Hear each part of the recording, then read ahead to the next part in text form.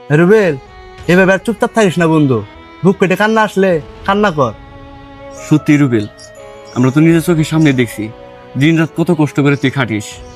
এই ফেসবুক ইউটিউবের জন্য ভিডিও বানানো, স্ক্রিপ্ট লেখা, মানুষের দুয়ারে দুয়ারে ঘোরা, এত কষ্ট করার পর যদি তোর ভাগ্য সহায় না হয়, তোর কি দুর্বল।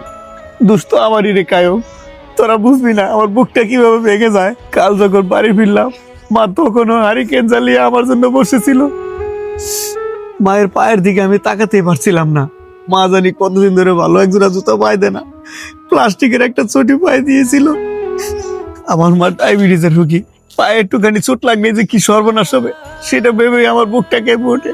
অথচ আমি এমনি কপাল পোড়া ছেলে, মায়ের জন্য একজোড়া জুতাও কিনে দিতে পারতেছি না। রুবেল, তুই তো বন্ধু কষ্ট কম করতেছস না, দেখিস একদিন তুই সফল হবি ইনশাল্লাহ।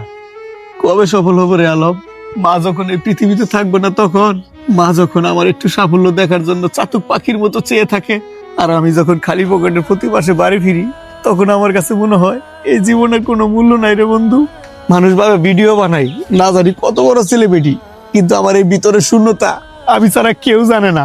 মা যখন আমার মাথায় হাত বুলিয়ে দিয়ে বললো, বাবা রে আমার কিছু লাগবে না, মায়ের এই নিঃস্বার্থ ভালোবাসায় আমার অনেক বেশি অপরাধী বানায় দিল রে, অনেক বেশি কষ্ট তাই। রুবেল, তুই একা নস, তোর সততা, তোর মায়ের প্রতি যে ভালোবাসা, এটা কখনো বৃথা যেতে দেবো না। আজ রাতেই তোর স্ক্রিপ্টটা আমি শেষ করব, এমন ভাবে করব যাতে মানুষ দেখতে বাধ্য হয়। আয়ো, তুই ঠিকই বলছস, ওর সাথে ওর মায়ের ভালোবাসা ও দোয়া সবসময় আছে। এই রুবেল, তুই যখন ভেঙে পড়স তাহলে তোর মায়ের কি হবে? তুই একটু শক্ত হ।